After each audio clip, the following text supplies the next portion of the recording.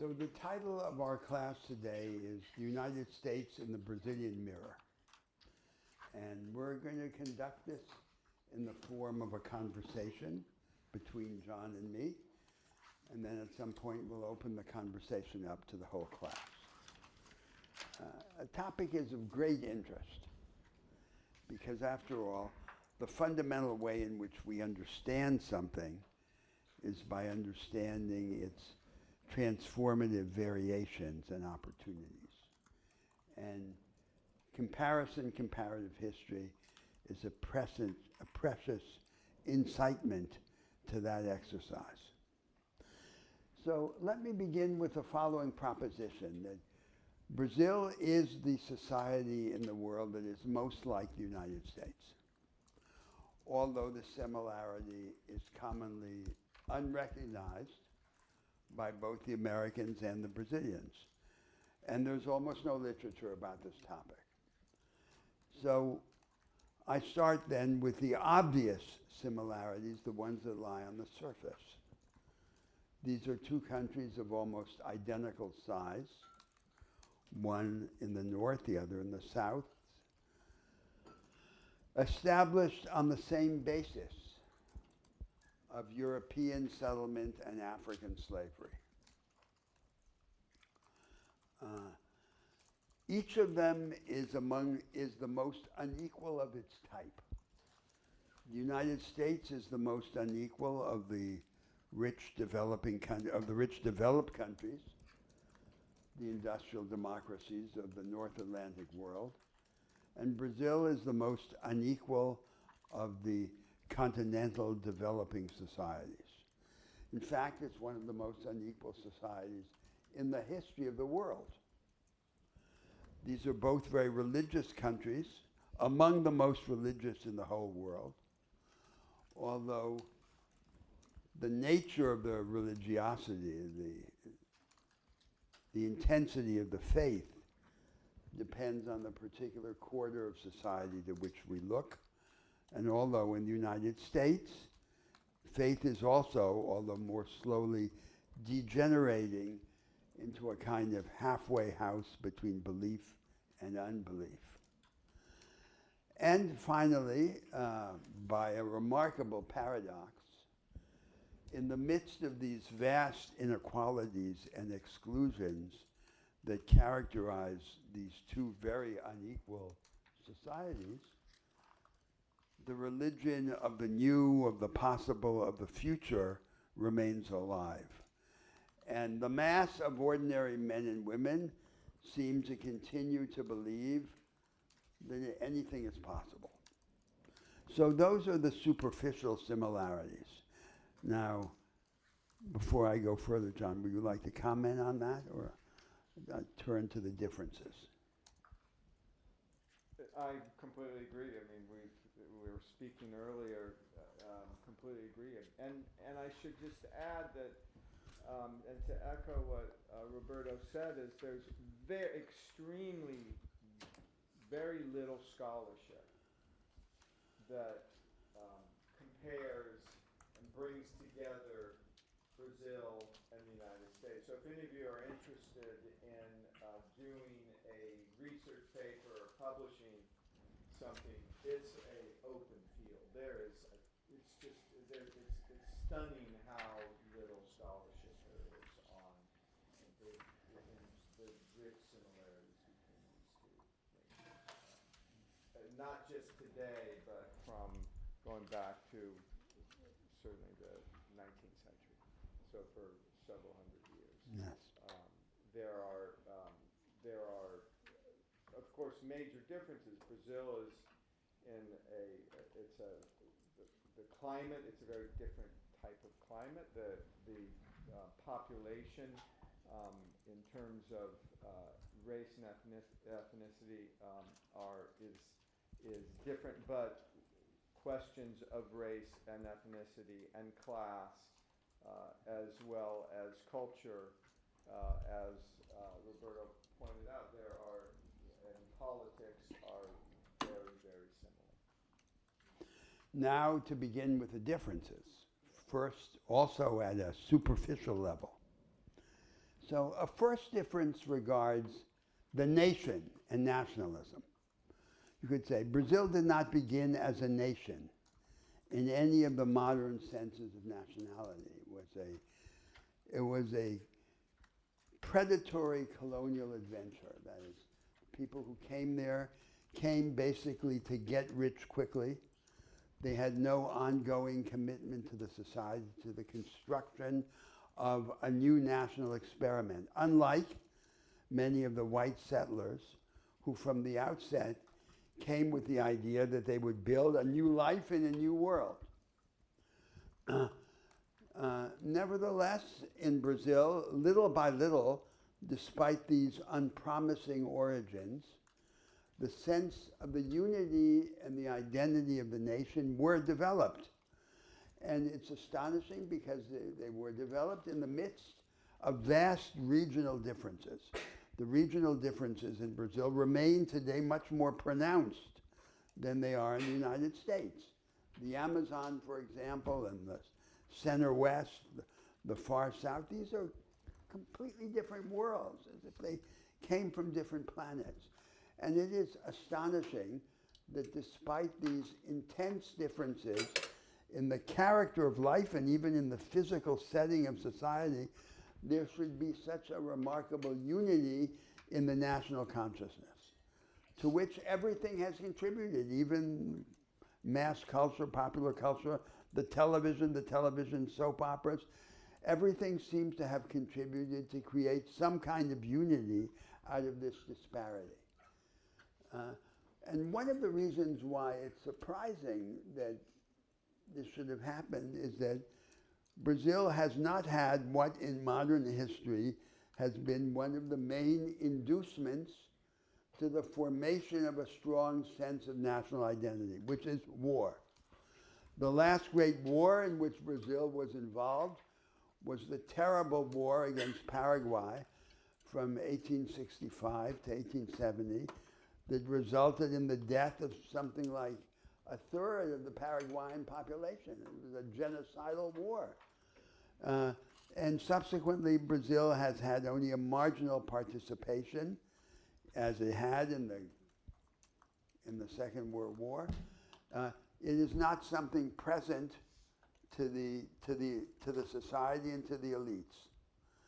And no member of the Brazilian elite has ever thought, as the members of the Western elites, of the Western democracies have thought, that they might have to die or send their children to die in war, which is with the forging of national identity in the ultimate test of sacrifice in war.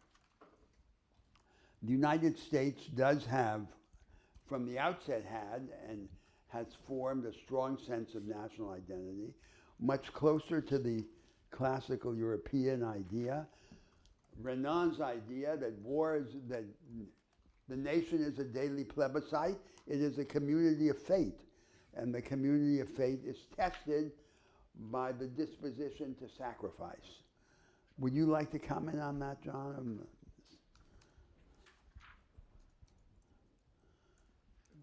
Completely agree, again, with what you've said. Modified or enhanced in the United States by the sense of special proximity to the divine, right? Yes. Although, as we've discussed, I mean, the United States is more religious than Brazil, based on number of vast. To this day, 90% of Americans polled say they believe in God without doubting the existence of God. The number of regular churchgoers it's lower than it's been in half a century. It's now less than 50%.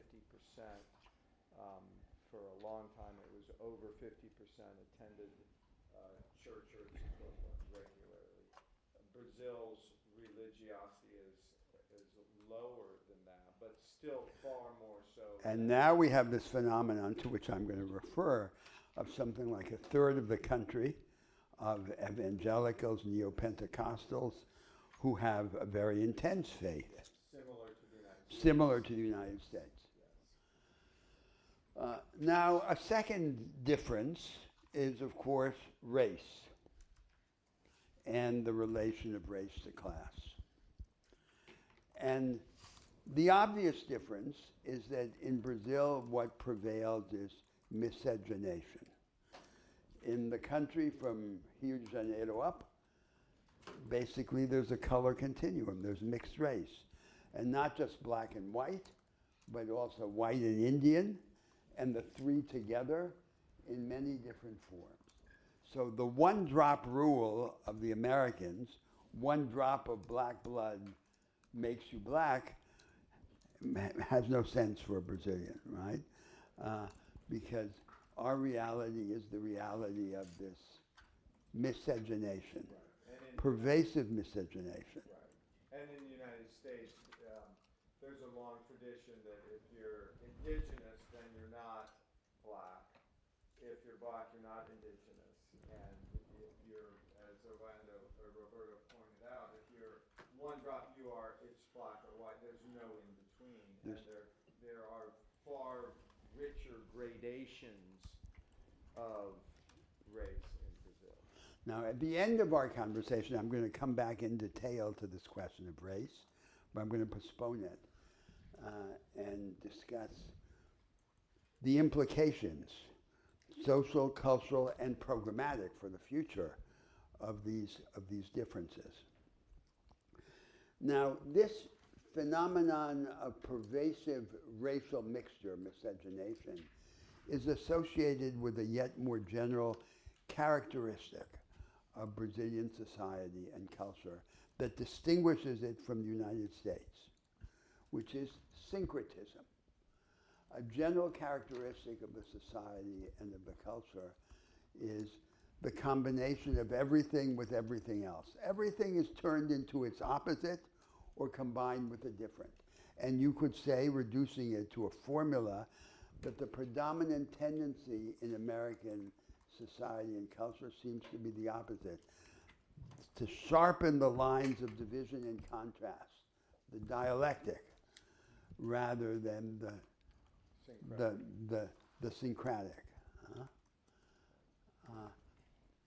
And that fact has many expressions. One of its most fundamental manifestations is in the field of social behavior, of social relations, of association. You remember I said that a characteristic of many societies in the past, and certainly of traditional Brazilian society, is the combination in the same social relations of three elements: exchange, power, and allegiance or affect. And thus I describe the predominant formula of the traditional society as the sentimentalizing of unequal exchange. And that is a very tangible expression of this syncretism in the basic construction of social life and of culture. And it will have, we'll see later in the discussion, many consequences. Now then there's the attitude to institutions. So in the United States, the predominant attitude seems to have been that if an institution is good, if it is deserving of appreciation, it must have been invented by the Americans. So, and the supreme expression of this is, of course, the cult of the Constitution, regarded by some Americans and some American religions as divinely inspired. How far back does that go in Brazil?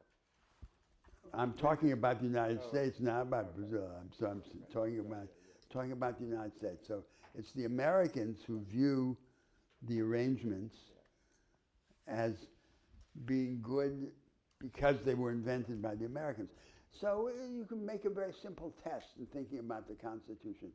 Can it occur to an American that a certain form of democracy will be found to be the best, but unfortunately it's not in the Constitution. No, that's impossible. So if some idea of democracy turns out to be superior, it must have been there in the Constitution to start with, but we just hadn't seen it before. So we have to retrospectively discover it in this supposedly definitive document. Now, the same idea of the superiority of the institution related to its unique American origin takes a more general form in market fundamentalism. The market has a natural and necessary form, and it's the form that has been established, that has evolved in modern society, and especially in the United States. So that's the, as it were, the more diluted form of this institution. Brazil has had the opposite perversion. So the Brazilian elites have not believed in their own originality, in their power to create an institutional form. And so they've copied all of their institutions. And all of our institutions, beginning with our constitutional arrangements, are copied or imported. That's why they don't really work for us. They're like borrowed clothes. They don't fit. And they take on a different function when they're imported. Popular culture is very original. But the culture of the elites is, for the most part, a kind of pastiche. It's a mélange. It's a copy of the distant model of the countries from which we expect the lesson about the way, where to go. The lesson will come from abroad. And then there is the question of solidarity. So remember I said there were two taints on the message of the American prophets. One taint was institutional idolatry, the reification or the sanctification of the basic institutional arrangements. And the other taint was a disturbance in the understanding of the relation between self-construction and solidarity. The individual lifts himself up. He participates in the life of the deity, and then strengthened, he can be generous. Huh? But generosity is not internal to the self-strengthening. The strengthening comes prior, when the truth seems to be that solidarity is intrinsic to self-construction. Now, in Brazil, this is not the idea, because, as I just said, the dominant formula has been this sentimentalization of unequal exchange, not the separation. And in that, in a perverse form, in a hierarchical form, is the recognition that the individual depends on connection. The connection is an unequal connection. It's a connection that implies some form of subjugation, but it is a connection, as opposed to the idea that the individual builds himself prior to connection. And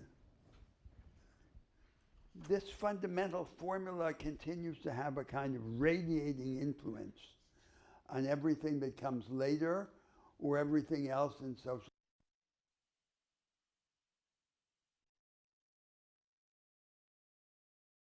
Characterized nationalism in Brazil and the United States.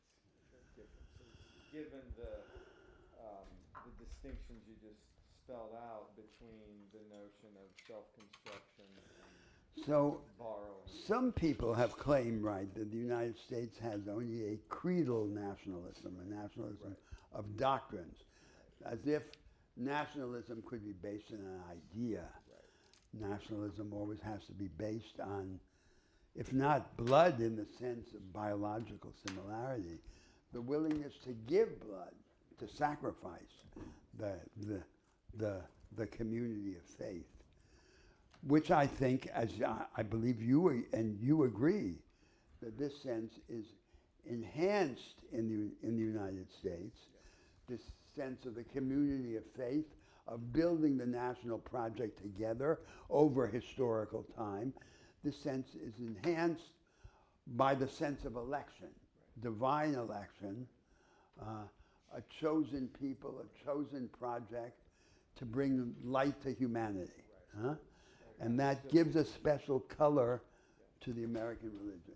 So you say, you mentioned the idea of civil religion, but this is like the European idea. I was mentioning Habermas's idea of constitutional patriotism, which is a kind of bloodless, diluted idea, which is not what we're talking about here. This is like Rome, war, conquest. But conquest because the gods have set their hand on this country and said, this is the one that will show the way. Huh? The U.S. has been sanctified. It has been sanctified, it has been chosen for this mission of enlightenment and emancipation of humanity. Now here's what the next thing I want to say. So despite this idea that the United States and Brazil are very similar with these differences that I've begun to enumerate, there's one sense in which Brazil is much more characteristic of the general situation in the world than is the United States. Because the dominant situation in the world is that most people who are living are not only poor, but they are disorganized. And not only disorganized, but they have a particular horizon of aspiration. They have what you could call a petty bourgeois horizon. That's most people in the world aspire to a modest prosperity and independence. The default object of their aspirations is a small plot of land, a small store, a family business, an archaic traditional family business, typically financed by family saving and self-exploitation within the family. So you have to distinguish the general object of aspiration, which is the rise, empowerment, to be a little entrepreneur, to have your own world, to control your own little world, from the default expression of that aspiration, which is archaic, regressive family business, in the absence of something else, because on the whole, nothing else is offered to satisfy that aspiration.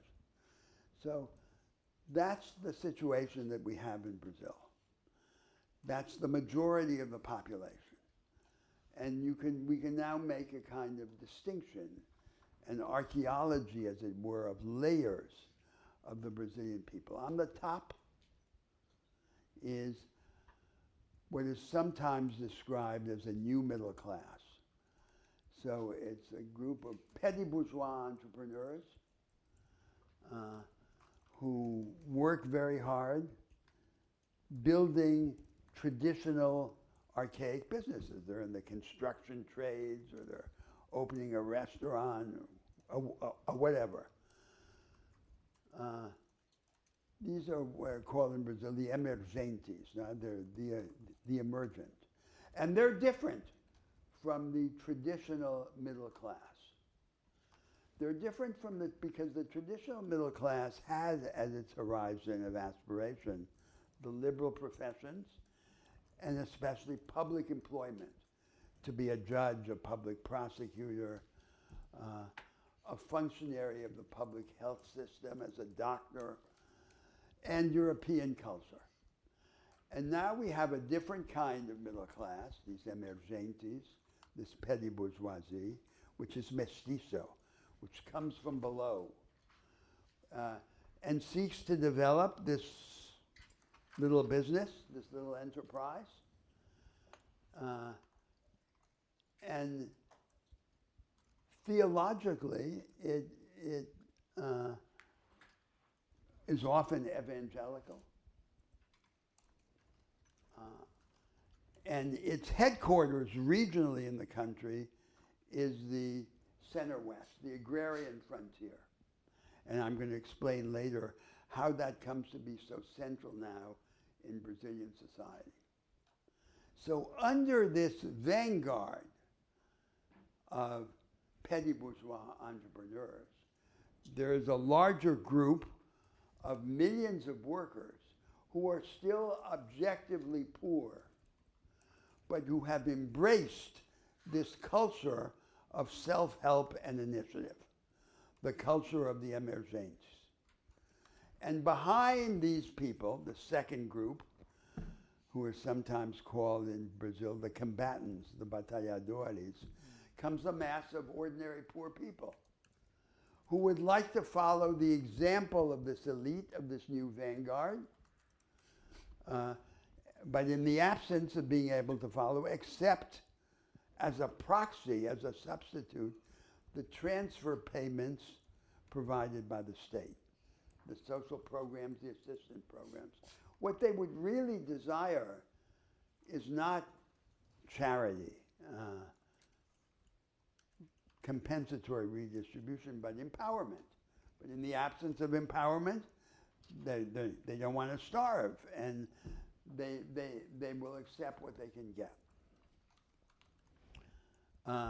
Now, how has this happened objectively in Brazilian history? Up to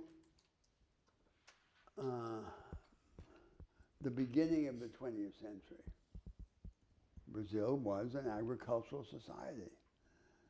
And from about 1870, in the last period of slavery, slavery was finally abolished in Brazil only in 1888. It was the last society to abolish slavery. Brazil began to grow very quickly. Between 1870 and 1970, Brazil was one of the fastest growing economies in the world, especially between 1940 and 1970. After 1980, Brazil basically stopped growing. Growth deaccelerated, it slowed down, and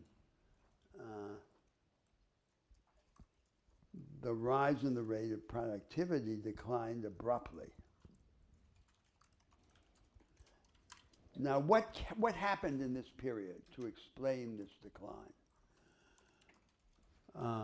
Vargas, the dictator in the 30s and 40s, instituted a model of import substituting industrialization. It was conventional industry, which development economics in the 20th century had prescribed as the shortcut to economic growth. You take workers from the less productive to the most productive sectors of the economy, workers and resources. In practice, that meant you take them from agriculture and you put them in industry.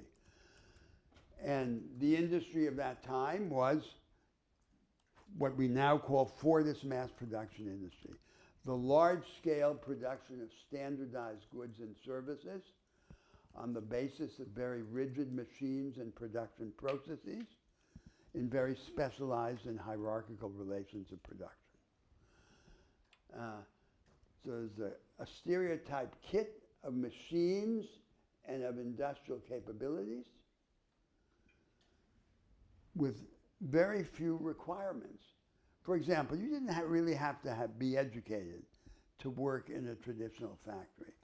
All you needed to have was minimal numerical and verbal numeracy, allowing you to understand instructions, a willingness to obey, to take orders, and to be disciplined, and physical dexterity, especially in the form of hand-eye coordination.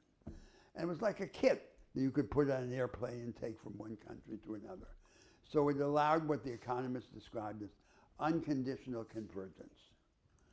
And that was the dominant basis of economic growth in that period of the middle to the late 20th century. Brazil then has deindustrialized, as one country after another in the world has. And a new vanguard of production has arisen in all the major economies of the world, which we call the knowledge economy. It's often fabless. It has no physical apparatus. It has a creative and lucrative core, and it discovers ways to commodify or routinize parts of its production process, which it then subcontracts to workers and firms in remote parts of the world. There's a relentless tax and labor arbitrage, scouring the world for the best places to do this commoditized part of production. So conventional industry now survives only as the vestige of the older vanguard, or as a sidekick to the new vanguard, as a satellite to the new vanguard, which is the knowledge economy. And the knowledge economy exists in every part of the economy, but in every part it exists only as a socially exclusive fringe, excluding the vast majority of workers and of businesses. Now, in that world, Brazil has rapidly deindustrialized.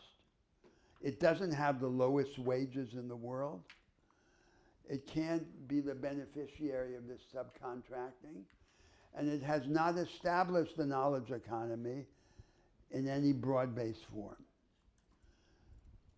So it would have a rapid economic decline, but it had a way out. It's very rich in natural resources, so it went sideways. And it masked its economic fall by exploiting its productivity in agriculture, in ranching, and in mining. They pay the bills of urban consumption. So what happens now in Brazil is that we put relatively untransformed iron ore and relatively untransformed soy in ships. We send these ships to China, our biggest market, and the ships on the way back bring us all the products of the human mind. We send them nature, they return us intellect. A terrible deal for Brazil. 50 years ago, the GDP of Brazil was bigger than the GDP of China's, and now it's a tiny fraction of Chinese GDP as a manifestation of this catastrophic change. So what works in Brazil? So what works in Brazil is we have the primary sector, highly productive, at the frontier of productivity of the world, but employing only a very small part of the population. And then we have the banks, a febrile financial sector which serves to enrich the minority of rentiers. 10,000 families are the creditors of the state, and when they fail as producers, as they often do, they continue to prosper as rentiers. The Brazilian state pays them the highest rates of interest in the world, astronomically real rates of interest. And this combination then of the primary sector paying the bills of urban consumption for the masses and the rentiers profiting from the manipulation of the public debt is then the open secret, the essential trick for the operation of the Brazilian economy. Now I have not yet described what is the central source of interest. While we were sleeping, someone wheeled into the walls of the city a giant Trojan horse. And in this giant Trojan horse, there are tens of millions of people, of Brazilians, who might as well have come from Orlando or Houston or St. Louis.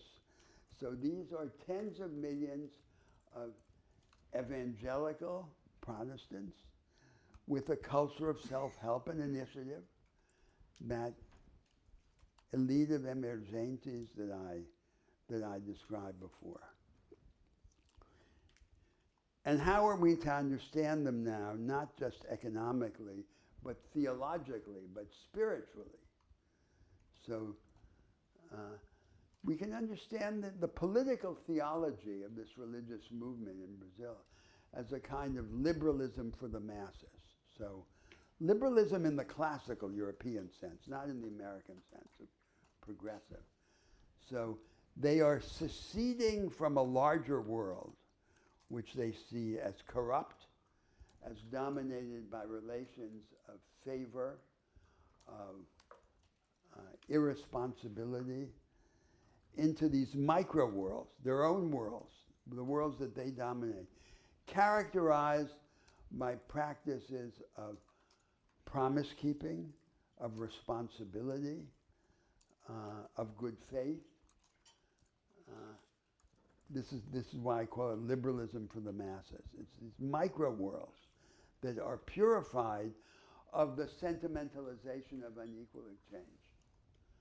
And this is now almost a third of the society. It's astonishing. So, and this was the basis of the recent political struggle in Brazil, because Bolsonaro had a relatively small base of fervent adherents, but then a much larger constituency which objected to the way in which Brazil has traditionally been run by this combination of financialism and pauperism. That is, you pay off the rentiers, that's where most of the money of the state goes, and then you skim off some of the economic surplus and distribute it in the form of transfer payments to the poor, and everyone is kept more or less pacified. So this is the general system of co-option in the country. But of course, co-option is just one step away from corruption, and this is what this large minority of the country objected to. There you have a picture of our situation. And so now the institutionally conservative social democracy comes back. It really has no program. Its program is the continuation of satisfying the financial markets, pacifying the demand for financial confidence, and spreading the money around in the form of transfer payments to the masses of poor people. There's no solution, there's no productivist project. There's no sign that we have a plan to ascend to a popular form of the knowledge economy, a knowledge economy for the many rather than a knowledge economy for the few. And now we have inside of the country this Trojan horse. So it's as if Brazil had been hijacked by the United States, because these people are Americans. This is a kind of Americanization of Brazil, not by a tiny group of zealots, but by a third of the nation. So that's a description. But before I turn to the United States, let me ask for your comments, John.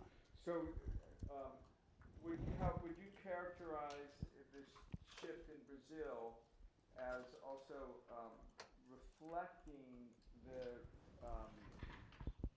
rise of what in the United States is called American civil religion, particularly in terms of its, you mentioned the religious aspects, evangelical aspects. No, there's one very significant difference, because the predominant political theory of this large minority, what I call the Trojan horse, is that politics is dirty, politics is corrupt, and they didn't really expect from Bolsonaro another politics. What most expected was simply that he would put an end to what they saw as the corruption, the co-option, and so forth. So that's not a civil religion, because it's not saying we're the sanctified vehicle of God to show humanity the way to have a free society, a free economy, the correct constitution. It's saying, no, we will secede from the polity and develop these small worlds which we will govern, and they will be purified, these small worlds, because our stamp will be on them. Yes. Not because there will be another politics, but because we will make them pure. Yes. They'll be under our control. Right. Huh? And everyone will have to be responsible and accountable, Right. and no one is going to be bailed out by someone else. Yes. Parallel to the sort of like drain the swamp idea in the U.S., where there's no real program. It's not really a genuine anti-corruption effort, but there's this notion of like an elite corrupt group in Washington. I think that's a different thing, but I'm going to come to that because we have, in this economic comparison of Brazil and the United States, I haven't yet come to the United States. So we're going to discuss that, but I don't think it's that myself. The other theme that I want to ask you about in terms of Brazil is that from an economic perspective and a cultural and political perspective in the United States, the concept of the frontier has been significant as a site and a source of regeneration, Yes. of reanimation, and you invoke that concept in terms of it as it related to Brazil. Do you see that theme of the frontier, that idea of the frontier having the kind of cultural, political, economic? It has a valence. It has, of course. Valence Yes, it has. that the United It has States different is long at. characteristics because, and it's very interesting. So, 50 years ago, the subtropical savanna, which is what the Brazilian center west is, was regarded as inappropriate for agriculture because of characteristics of the soil. Right. And the Brazilian state, through its scientific agencies, transformed radically the situation, creating in the subtropical savanna the conditions for a highly productive subtropical agriculture. So the United States or Russia have one harvest a year. Right. We have in the center west 2.5 harvests a year. So it's enormously productive. And so this is our frontier. Right. It's all over the country, but it's especially concentrated in the center west. And this world of the emergentes has its spatial base, its physical base there in this agro. It's not the largest agribusiness, which is after all internationalized, but it's what you would call middle agro. And then there's a whole culture that goes with that. There's country music, there's a form of life, there's an imitation of the cheerful, impersonal friendliness that I attributed to the Americans. The whole thing reproduced in our country, as if they had come from abroad. They didn't need to conquer us. They've taken us from within, spiritually, as the result of our own failure, of course. Now, what's the kind of alternative that we would have to have? We would have to have a productivist project. And the productivist project would be a plan of development that would transform the whole economy, bringing it upward to more knowledge, closer to the frontier of the knowledge economy, in agriculture, in services, as well as in advanced manufacturing. And necessarily, this productivist project would have to have very different characteristics in different regions of the country. Because, as I said, we have these different planets. So take another region which we haven't spoken about, the Amazon. So what does it mean to have sustainable development in the Amazon? A new frontier. If it's so of two things. One, either it is a primitive extractivism, like rubber tappers, native populations taking rubber out of the trees or picking nuts off of the trees or something. Then it has no scale, no scientific and technological basis, no future.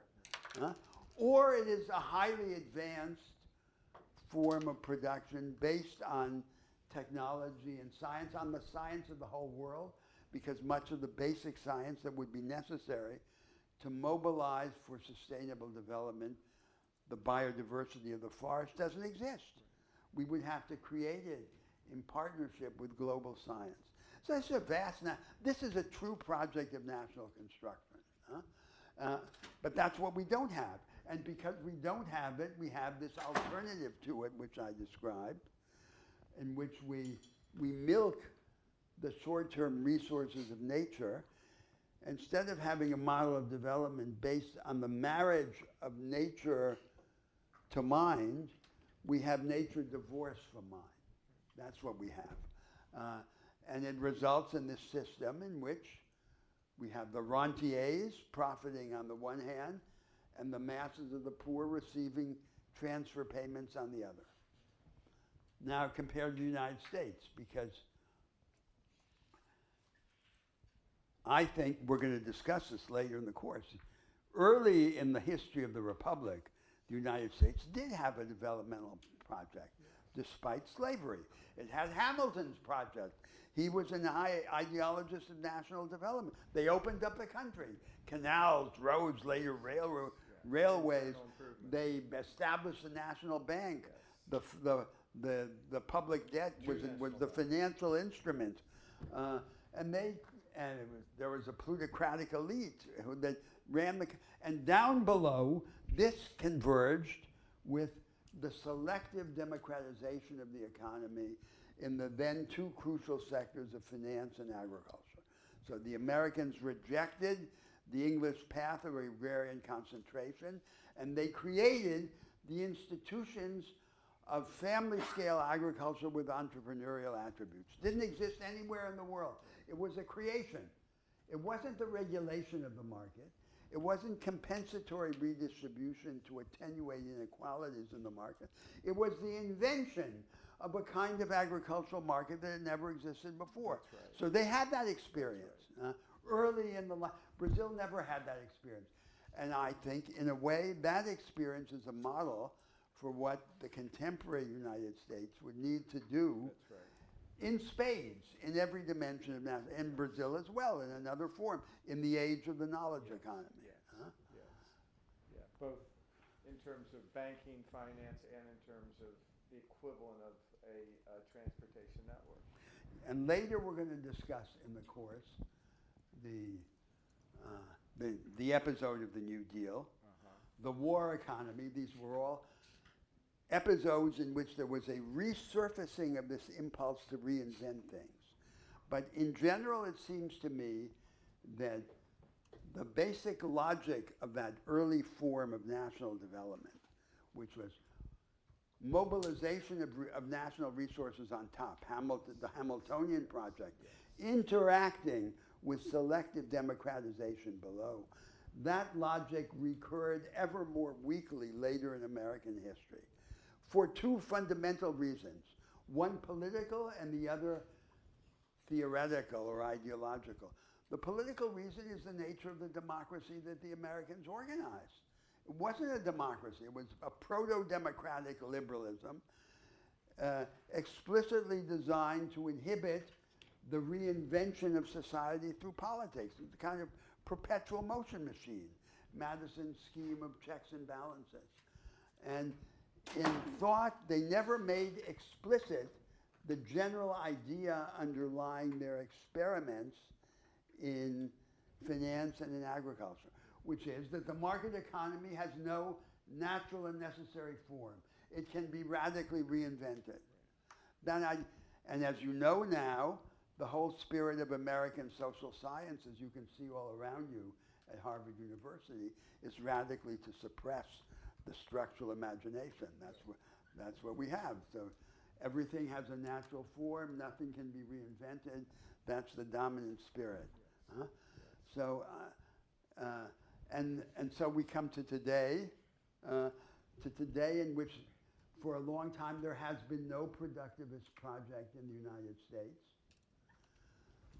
The majority of American workers, the white working class majority, has felt itself dispossessed and abandoned by the putatively progressive party, the Democrats. And the formula of conservative statecraft developed and deployed in the closing decades of the 20th century was to combine material concessions to the interests of the moneyed classes with non-material concessions to the moral interests of the moneyless classes. So we'll give subsidies to the moneyed classes, and we'll prevent the moral and religious sensibilities of the moneyless classes from being trampled upon, which is what the Democrats appeared to have been doing. So that was then the formula under which the conservatives in the United States, whether labeled Republicans or Democrats, exercised power for many decades in the United States. So then we come now to the present. There's no productivist project in the United States. What is the strategy of growth in the United States? The strategy of growth is easy money. And all the forms of easy money, such as quantitative easing, increase the wealth of the asset-holding classes. There's no strategy for creating a knowledge economy for the many. No imagination of the repetition of that early 19th century logic. So the workers feel abandoned, and they are abandoned. It's not an illusion.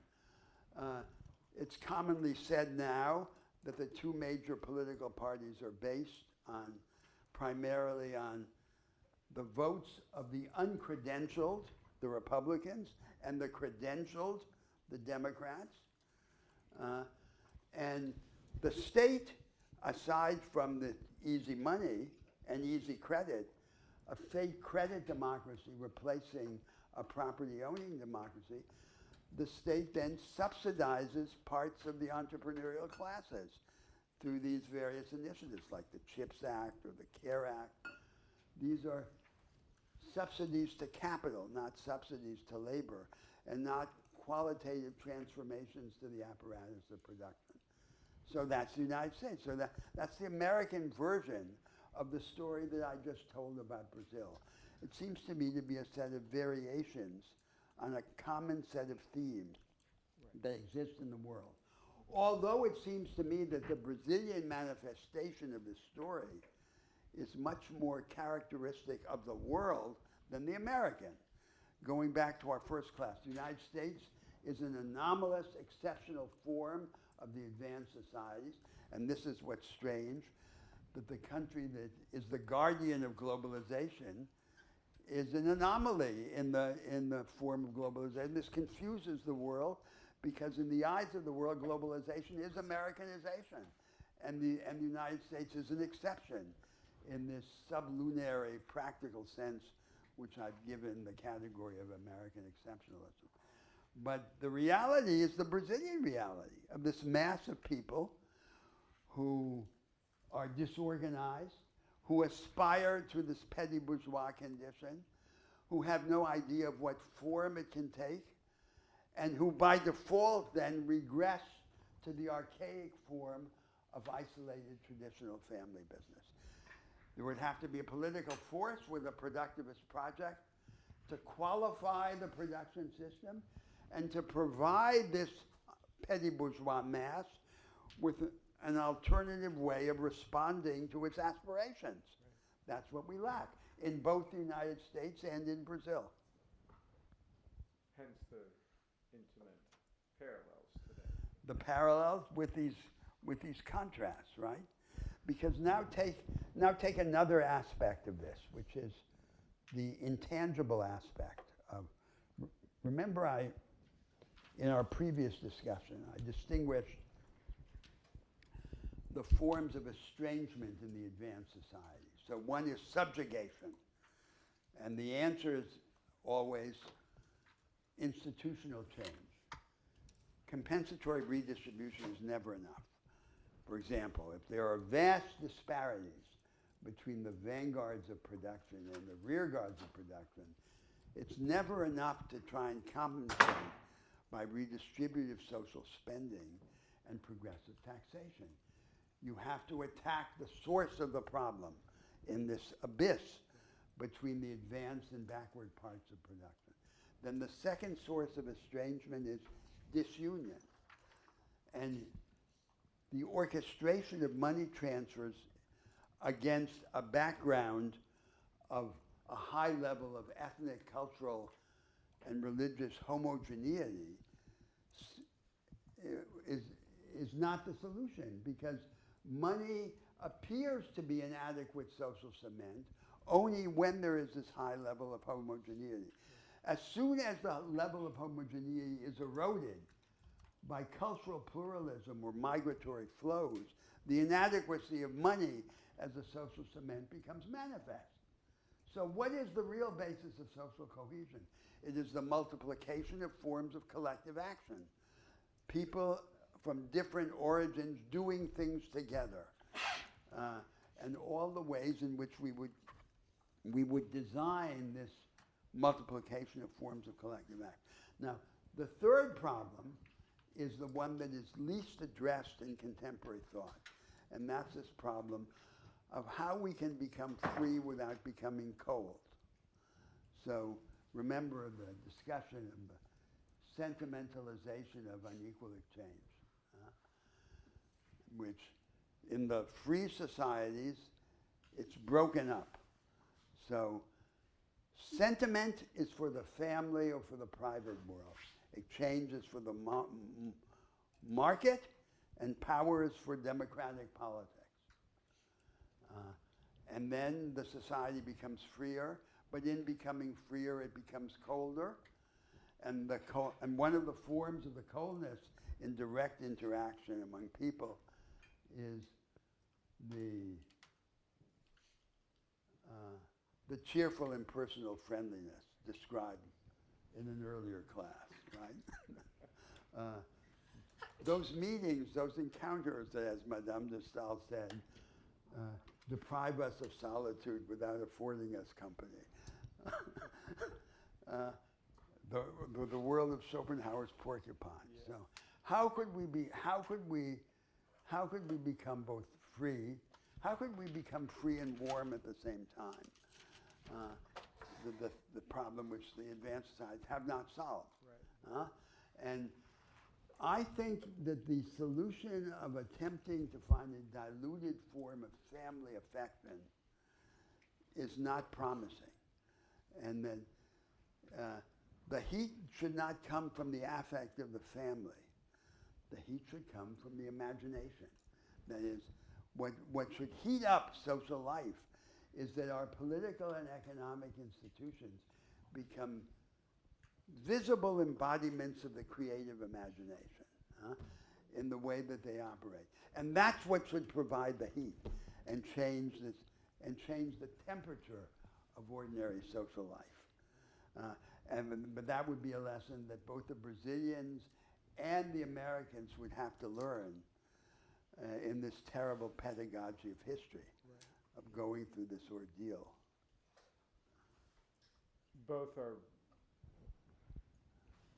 wedded, so could you elaborate more on the relationship between family and this?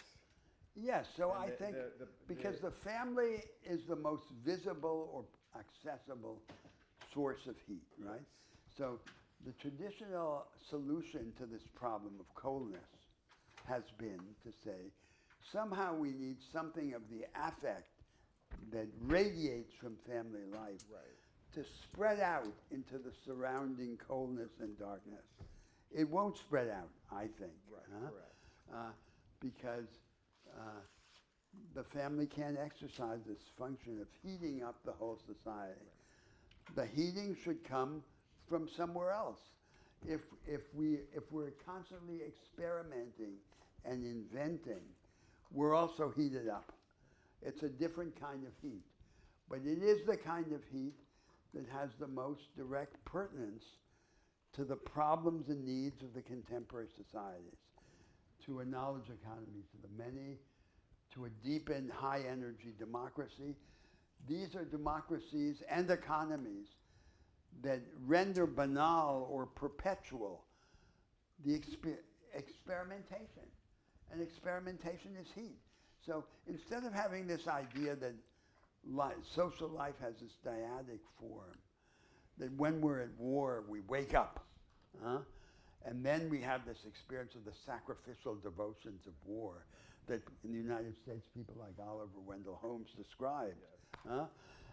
And then we go back to sleep in peace and drown our sorrows in consumption and hope that a little of the ardor of family life spills out into the surrounding. This isn't the way. The way is to make our political and economic institutions vehicles of our creative fervor, and that will heat social life up. That's where I would place my bets.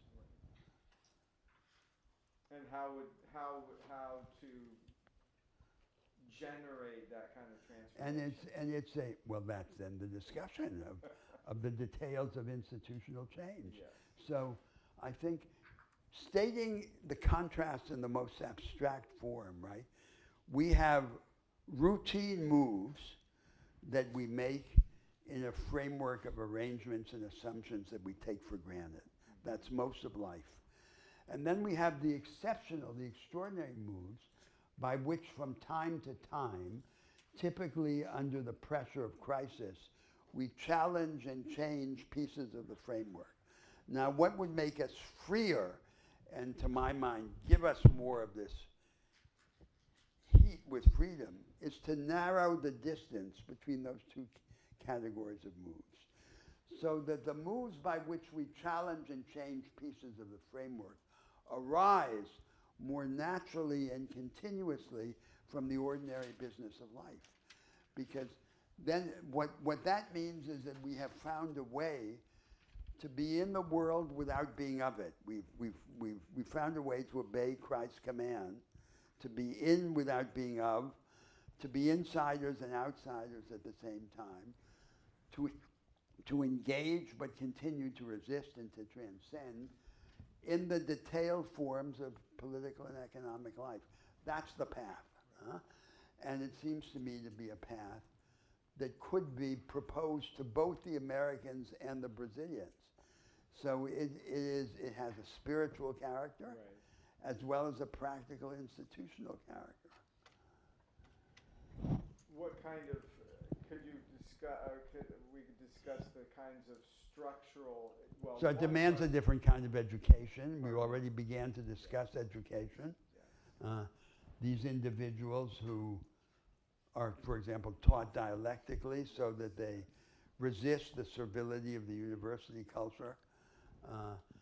So everyone up in arms. Yes. That's what will warm you up.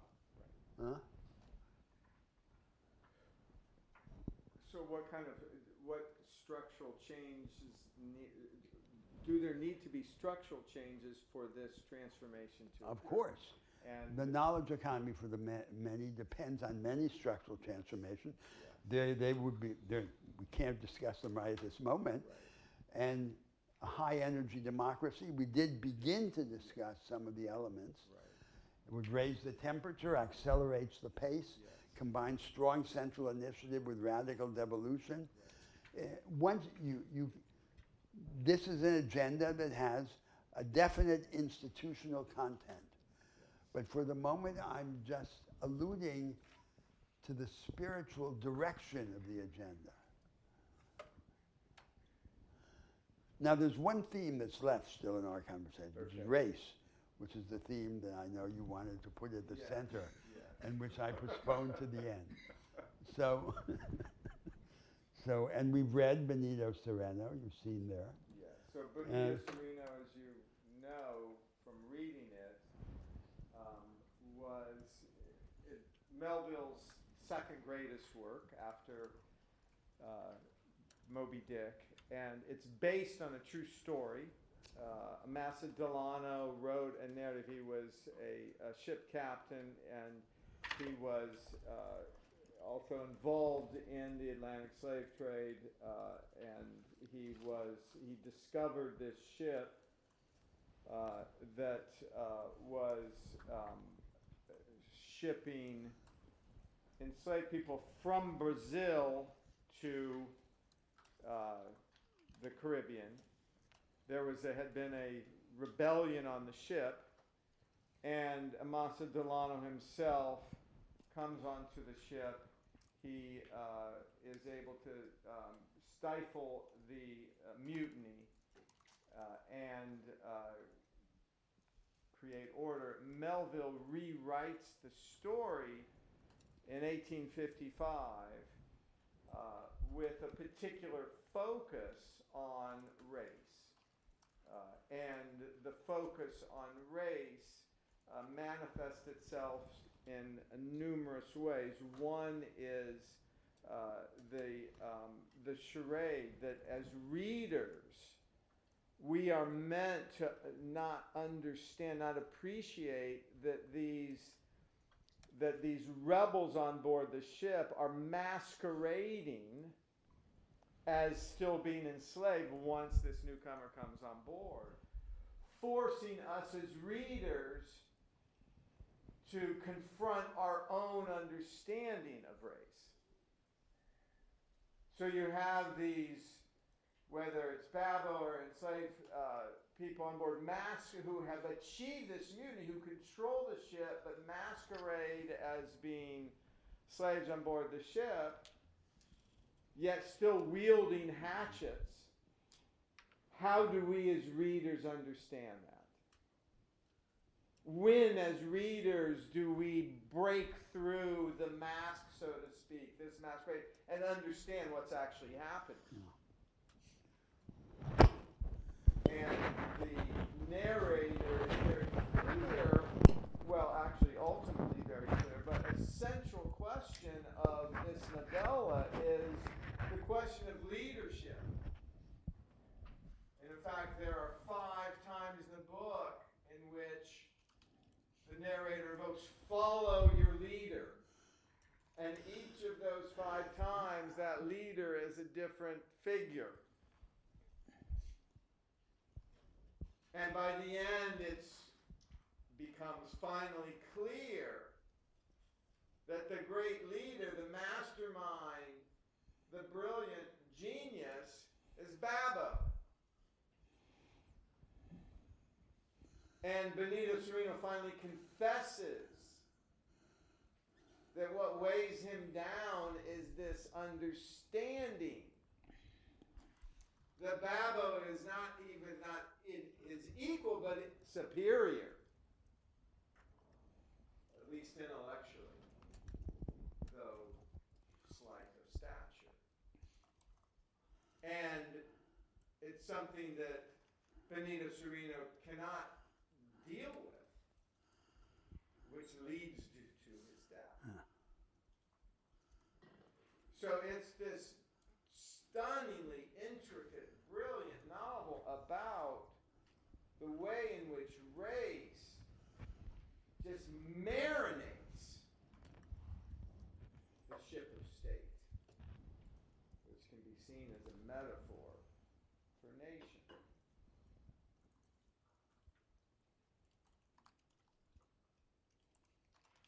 And how, I would love to know how you all responded. How many of you had read Benito Cereno before? Hands high.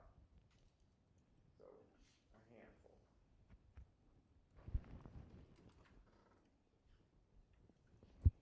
How did you interpret? How did you understand the power of race in this novella?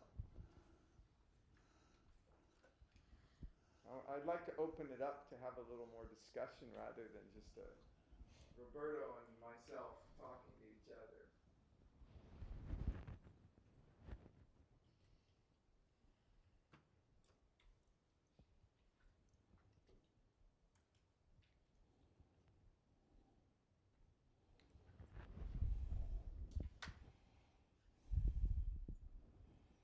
Yes. To the question at the end of who is the leader, and the idea of follow your leader, I wasn't sure if the novella was pointing directly to Babo being the leader, and sort of implying that he was the leader at the end,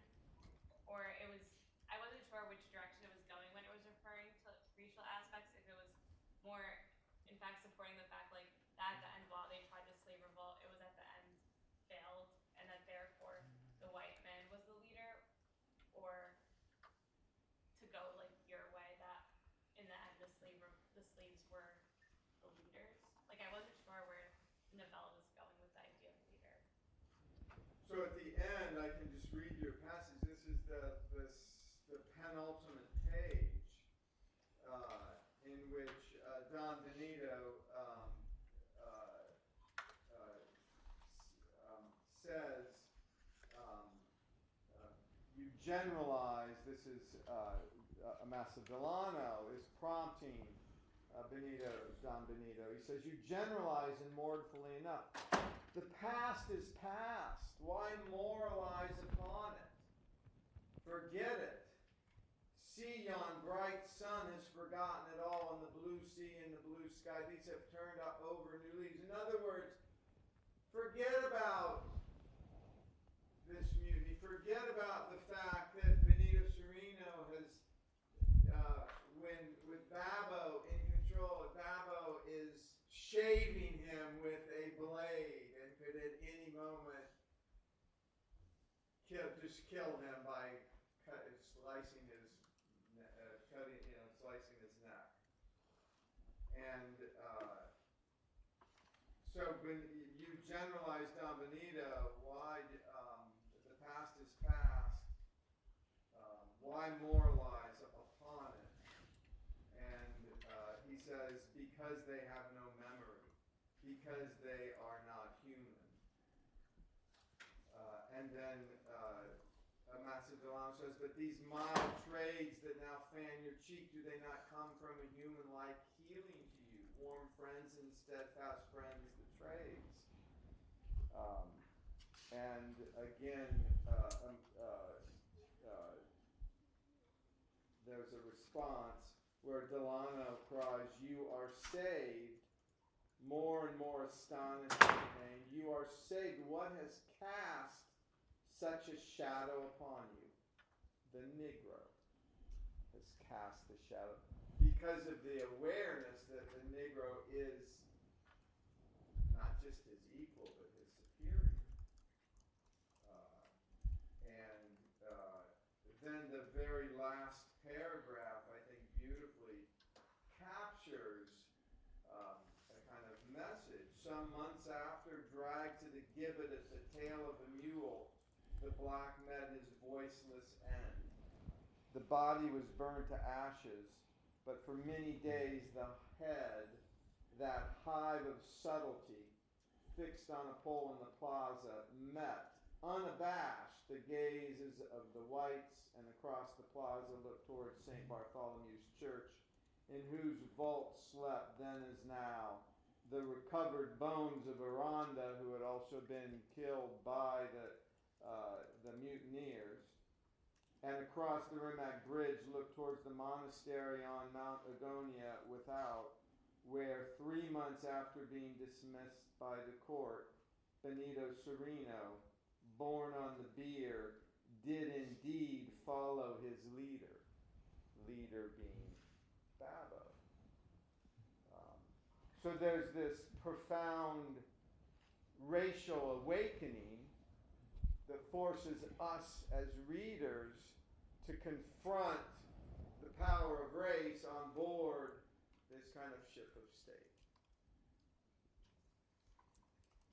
And so one question for you all is, do you see this as an accurate representation of the United States?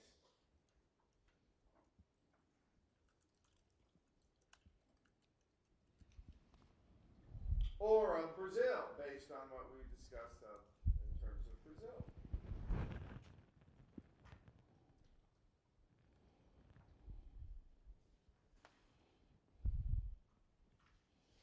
No response? Yes. I think in the terms of racial violence, there could be some parallels made to the U.S. Could you elaborate on that? What happened to Babbo at the end?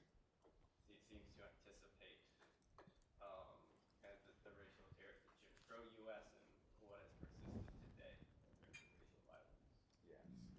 And Well, the whole institution of slavery is established on violence. So in this, it seems to me that in this novella, there's this tremendous sense of foreboding, yes, which evokes the underlying character of the institution of slavery. go ahead. Yeah, I don't know if it's a stretch, but I saw a lot of parallels between Babbo and the fictional character in Du Bois's Assault of Black Folk of the Coming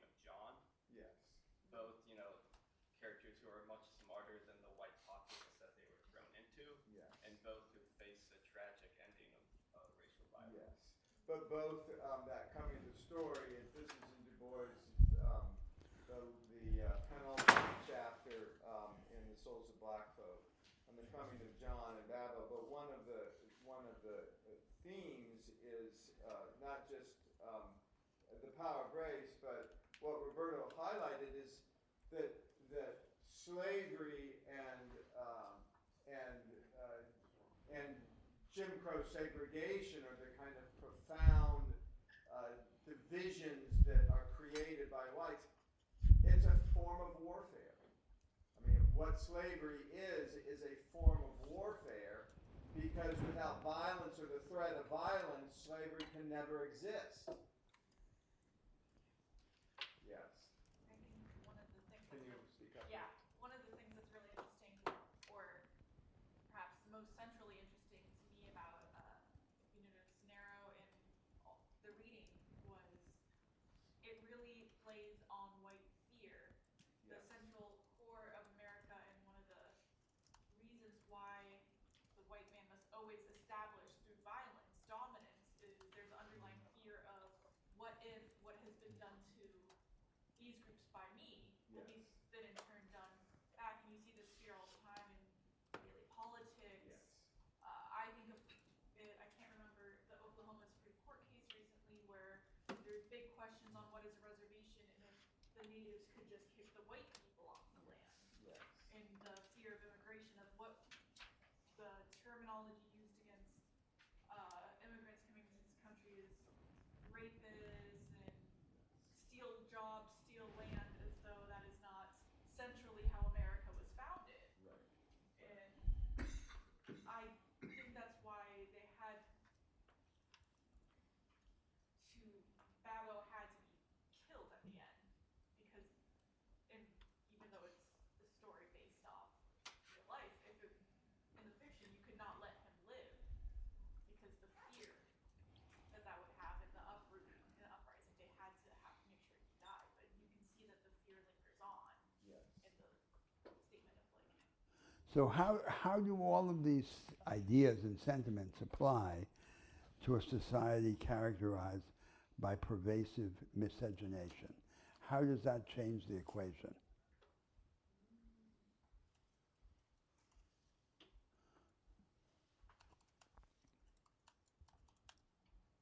Well, historically in the United States,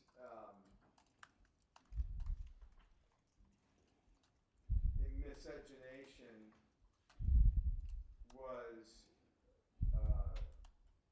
the majority of forms of miscegenation was through violence and force. It was, You mean rape? yes, yes. And in fact, if you read the slave narratives of the 19th century, Frederick Douglass, a number of others, highlight the degree, and I should say that white planners themselves denied it in part of family, but because of the chattel principle of slavery, which virtually is invoked and emphasized in almost every slave narrative. The chattel principle is the property aspect of human, that in increasing your property,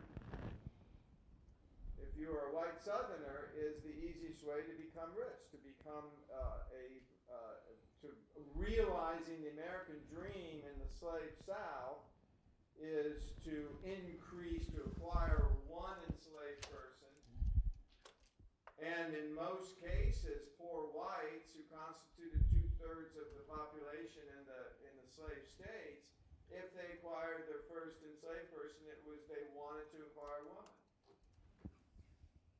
And then they would rent out. It was very common to rent out. In every county almost in the South, you could rent an enslaved person for a year. And Frederick Douglass himself describes when he's rented out to Edward Covey for a year. There was another male slave about 18 years old who's rented out, and Covey owned one enslaved person. It was a female slave, and he forced his enslaved, his slave to sleep in this tiny shack about the size of his desk. And lo and behold, after a year, she had fathered a child. Covey now owns 2 slaves. He becomes, this is in 1834. By 1860, Covey is a wealthy planter. He owns 10 or 15 slaves. Has a huge plantation. It's what northern black and white abolitionists sometimes refer to as this effort at slave breeding, which was a profoundly inhumane way of becoming rich, of realizing the American dream in a slave society. Yes. This reminds me of a painting, 1885, Ham's Redemption, Yes. painted by Modesto Brooks when he's teaching in Rio de Janeiro, which Yes. plays on exactly the same racial schema. So if you look at the painting, it's an older, like, African woman Yes. to a young mother and a child Yes. who appear to be mulatto, and then a white Yes. man on the side, and it plays on this idea of whitening. And if you look at the footnote on the last page of Benito Sereno, right, the imagery here strongly suggests that Benito Sereno has been rendered impotent, right? Yes. So that the That's idea, very good. That's the perfect term. Impotent. yeah, That's so right. that the idea that Babo's Yes. kind of overtaking of him is actually a sexual overtaking, I think, presents a challenge in a ideological framework where the logic of miscegenation predicates a white father That's very and a good. black. That's very good. Enslaved That's very good. In fact, that's actually an original. I'm familiar with the scholarship. That's an original. You should write that. That's a great paper. That's a terrific paper. Thank you. So my question really had the following intention, asking you about how you would apply these categories to a society characterized by miscegenation. So the Americans have developed a certain orthodox canonical approach to the race question, which has as one of its characteristics the separation of race from class. So race is treated as a threshold issue to be addressed before economic oppression, before class oppression. And it seems that that's, if not desirable, is at least feasible when there is this one-drop rule and this clear division of races. But what you do in a society like ours, where there is pervasive miscegenation. So in Brazil, there have been historically 2 main attitudes to the racial question. So one attitude has been the claim that Brazil is a racial democracy. There's no significant issue of racial discrimination. It's clearly false. Yes. There is this subtext of violence that comes from the institution of slavery and pervades Brazilian society, this mixture of sweetness and violence, which is from the sentimentalization of unequal exchange and its relation to the institution of slavery. So it's clear that even though there are no clear-cut distinctions between white and black, whiteness has a general metaphorical significance of being up on the class hierarchy, right? And so there's a problem. Now then the question is, how should this problem be addressed? So a major faction of opinion in Brazil advocates importing into Brazil the American apparatus, affirmative action and everything else. But they don't understand the text, even the categories. So for example, the defenders of the Americanized system of affirmative action call this system the system of quotas. They describe it as a quota system. They don't understand that the crucial constitutional and legal premise is that it's not a quota system.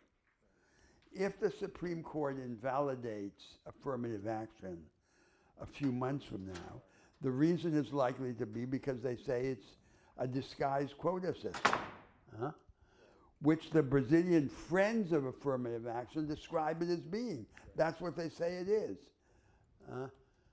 Now, there is an alternative, and the alternative would be to say, let's distinguish radically the collective problem of advancement of the group from the individualized problem of discrimination. So, with respect to the collective problem of a group that is caught in a circumstance of disempowerment from which it is unable readily to escape by the forms of political and economic agency available to it, there has to be some form of collective promotion. And that promotion has to take into account the total situation of disadvantage, of which race is likely to be only a part, right? Race combined with class rather than race separated from class. Because if someone is a member of the oligarchy, although he appears to an American to have darker skin, to be mestizo, he doesn't deserve this collective advancement. But discrimination, when it's individualized, directed against a particular individual in a particular situation, is a crime. It can be criminalized, as it is in many societies, in many countries. So in other words, the collective situation of advancement is always directed to the reality of subjugation and not simply imputed or attributed, and is likely to depend always on a combination of race, class, and other elements. Racial discrimination, on the other hand, will be individualized and will be treated as a crime and punished as such. Now, that's what I would advocate for Brazil. The question is, would that proposal also make sense for a society in which there is no widespread racial miscegenation? And my first impression is that yes, it would. It's superior to the present form, to the American form, even for the United States. Yeah, I think it depends. I think it depends on the degree to which race in the United States can be understood in terms of a caste system. And Isabel Wilkerson has a fairly new book on caste, which is the kind of fixed hierarchies based on race, the fiction of race, becomes much more difficult to topple. And it was present in the antebellum period. In fact, Charles Sumner, who grew up in the black neighborhood of Boston, gave two essays, long essay, or speeches rather, published them in the Senate, on the American caste system that needs to be exploded in order to achieve equality under law for all. So the caste system is, of course, an allusion to India. Yes, yes. And legally and constitutionally in India, there is a system of quotas. There are quotas for the advancement of the so-called scheduled castes, like the untouchables. But the premise is that the American system, affirmative action and its equivalents, is not that. That's correct. That's correct. And would there be greater progress toward equality for all if there was a larger understanding that in the United States we have to come to terms with a much more rigid hierarchy understood by caste rather than simply race? well, I would start with a critique of affirmative action. So the argument would be an argument about affirmative action and the alternatives to it. Because I would say, what does affirmative action do? It creates benefits that are inversely proportional to the need for them. So the group that it most benefits is the black professional bourgeoisie and business elite. It has undeniably benefited them. It benefits less the black working class, especially of public employees, policemen and firemen. Those whom it benefits least of all are the people who are most in need of help. They're the mass of underclass blacks caught in the secondary part of the labor market and filling the American prisons. They're the ones who really need the help. They're not the beneficiaries of affirmative action. The beneficiary of affirmative action are this elite. Huh? So that's the first disadvantage. The second disadvantage is that it's separating this elite from the rank and file. It's co-opting them into the elite structure by making them part of the American professional and business class. And the third disadvantage is that it's offending the white working class majority of the country, which with some justification sees itself as the victim of a conspiracy between the virtual leaders of the blacks, these black elites, and the sanctimonious white elites to impose this system which has nothing to do with the class structure of the country. So that's what I would say is the reason to get rid of it. Right. But What you just said is a wonderful kind of articulation of the caste system that exists in the country, which very few people have wanted to accept because of by accepting the notion that U.S. society is a caste system, places in order to attack it. yes, in order to attack it, requires an ability to recognize the far greater power of race than currently exists. And so it's why I would love to. But isn't a large part of the problem the question whether race should be separated from class or treated as conjoined with class as one of the sources of disempowerment and disadvantage? But that's one in recognizing that that the U.S. is a caste system. One has to understand race and class working together. Of course. Yes. But that then leads to this collective approach. So the collective approach is the approach that says structural problems require structural solutions. If there's a group that is in a circumstance of structural disadvantage, we need to provide it with a structural rescue. We need to go and we have to define the situation realistically.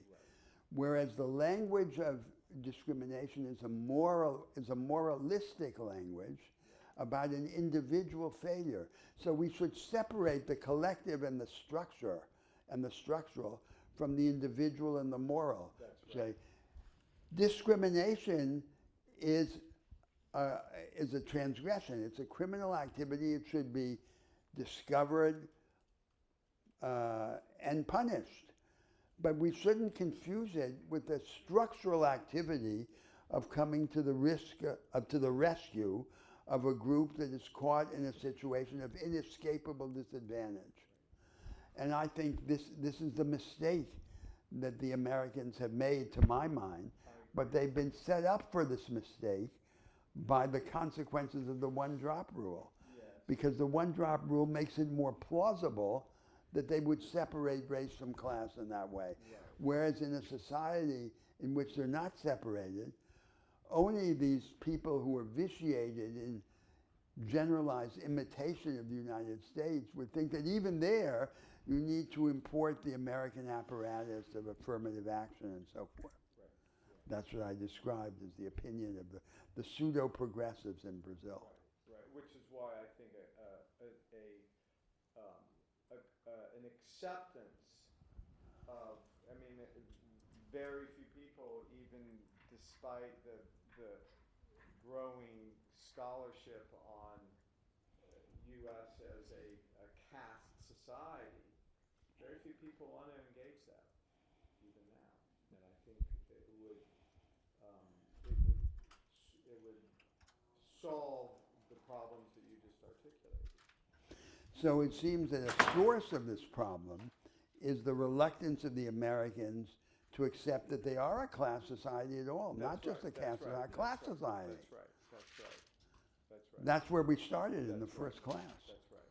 That's right. There's this fiction that it is a kind of classless society, which is the antithesis of a caste society. And arguably most white Americans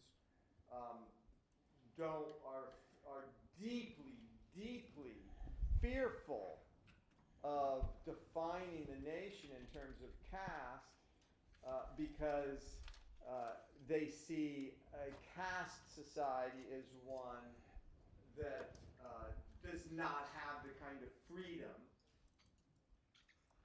that they would like to imagine in a democracy such as the United States. Yes.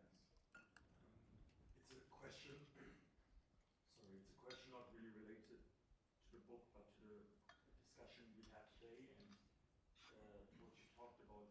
I was interested to know, we talked about evangelical movements, Pentecostal movements in Brazil and the US. And so in your opinion, we've seen that evangelical movements have both supported Trump in the US and Bolsonaro in Brazil. It's a big question, and we're probably going to discuss more about it through the duration of the semester. What effect or influence do these evangelical movements have on present-day democracy in both countries, and especially on the future of democracy or democratic processes, democratic parties?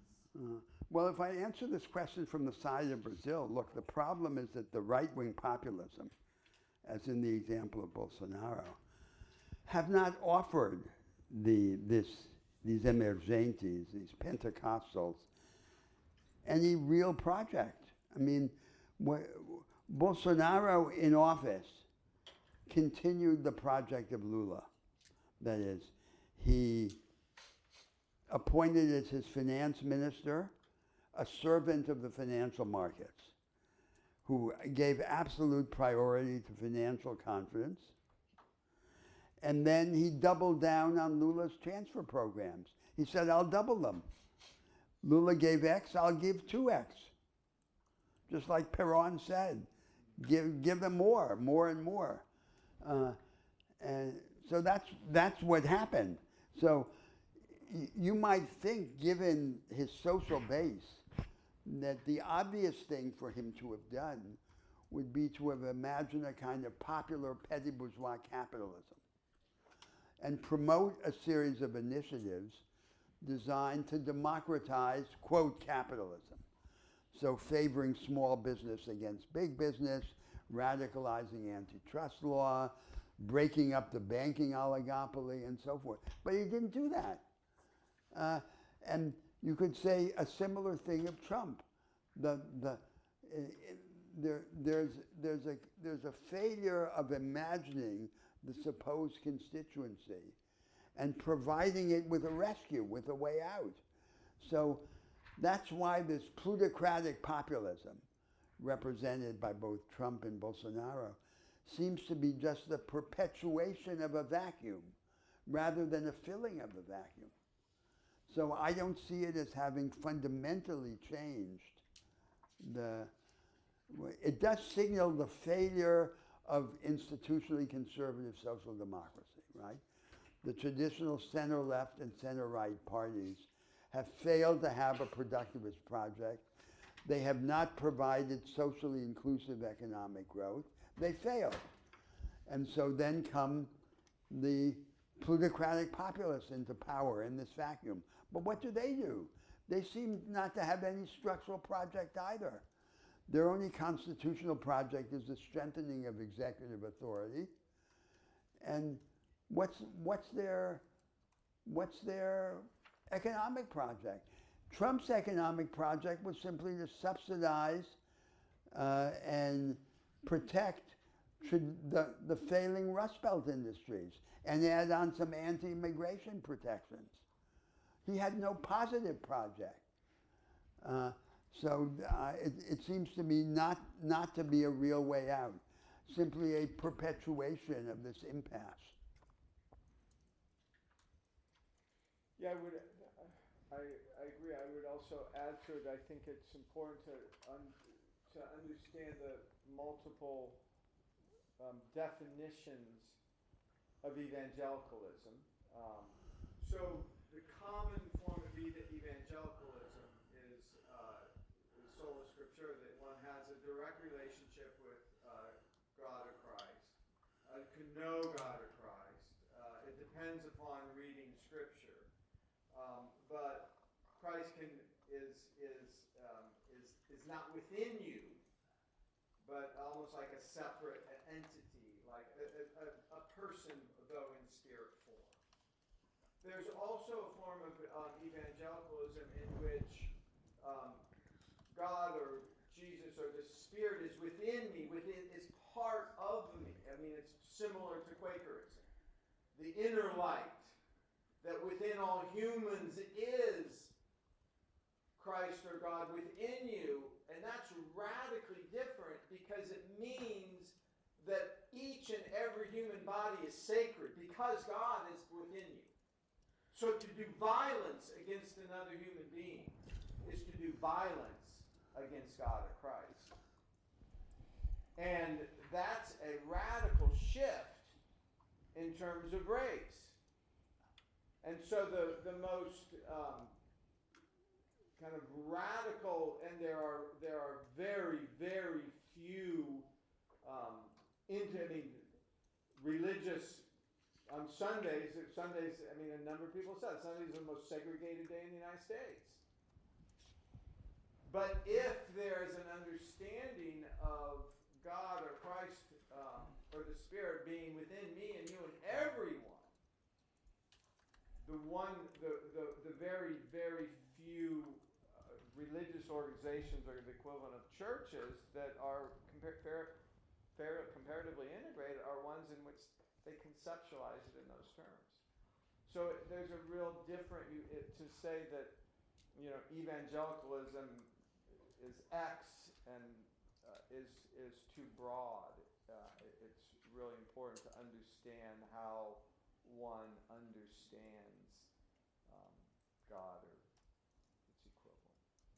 I hope that answers your question. Thank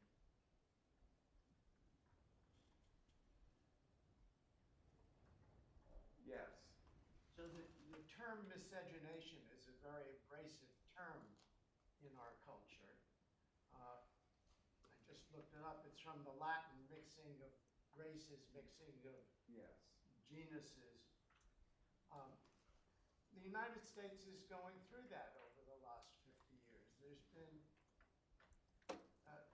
just walking on the streets, enormous racial intermarriage. Where is that going to take us in the next 50 years?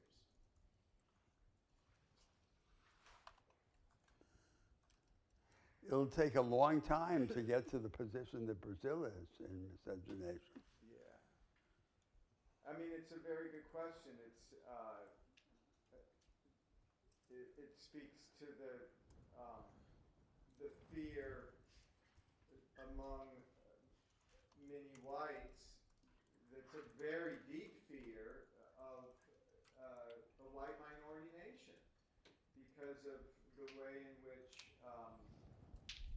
whiteness for still a large number of Americans has this power and this almost electric or magical phenomenon that was almost as a kind of separate species, and so it's the idea miscegenation was, and the emergence of the term was the connotation was that race is a viable concept and you keep races distinct. Yeah. I'm 80, actually a little more than that. My grandchildren don't have that belief and that concept. If you look at this institution and many others, my grandchildren are meeting other races, having romantic relationships and marriages. Right, but that's And so I, who want to protect my whiteness, maybe. no, I'm not saying you. But I also value my grandchildren, and I'm going to have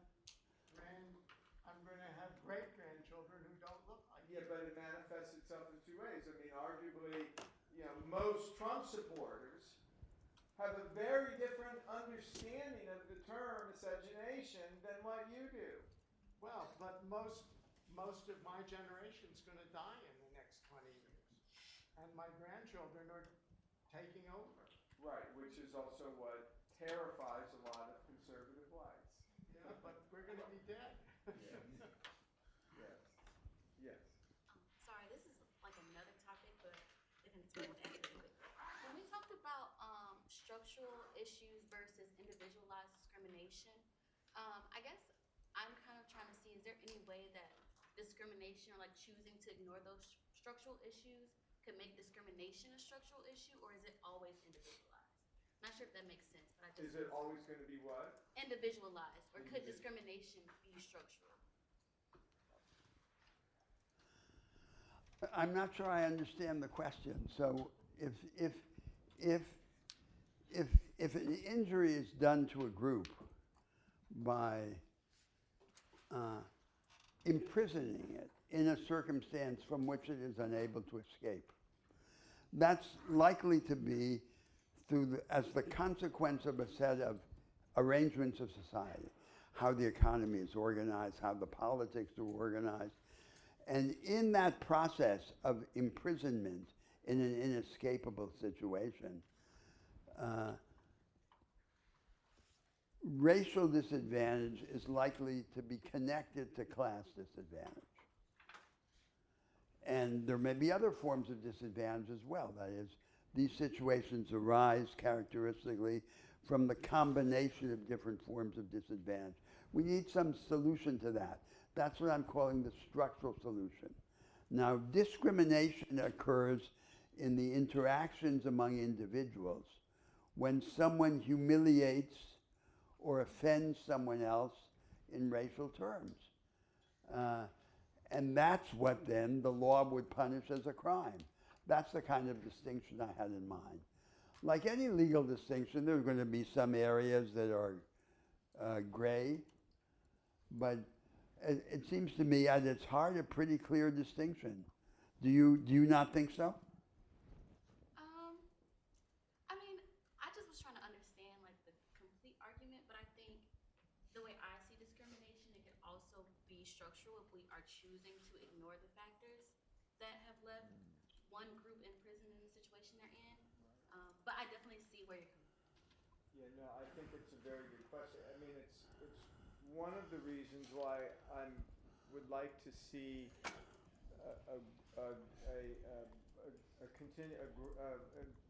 the understanding of caste being discussed more, because in societies that acknowledge a caste system, that is always more structural rather than individualized. It's part of the larger culture and society.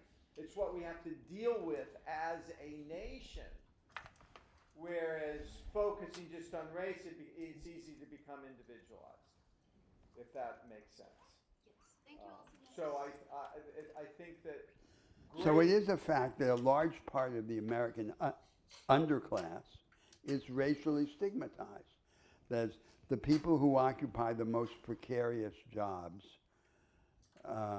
with the least stability and the least educational background in the United States are from these racial minorities. So that's a fact. And it's not a surprising fact at all sociologically. But affirmative action, as it's couched, is supposed to be blind to that. And that's the issue that's in dispute now. So the progressives in the United States defend affirmative action. I think that for my country, affirmative action in the American mold would be a step backward. And I doubt that it's a step forward in the United States, because I think the issue is less clearly presented when there is this appearance of clear distinction among the races. But even there, it seems to be very questionable. And look at the results. Has the situation of the black underclass, who are, after all, the main victims of this situation, has it improved?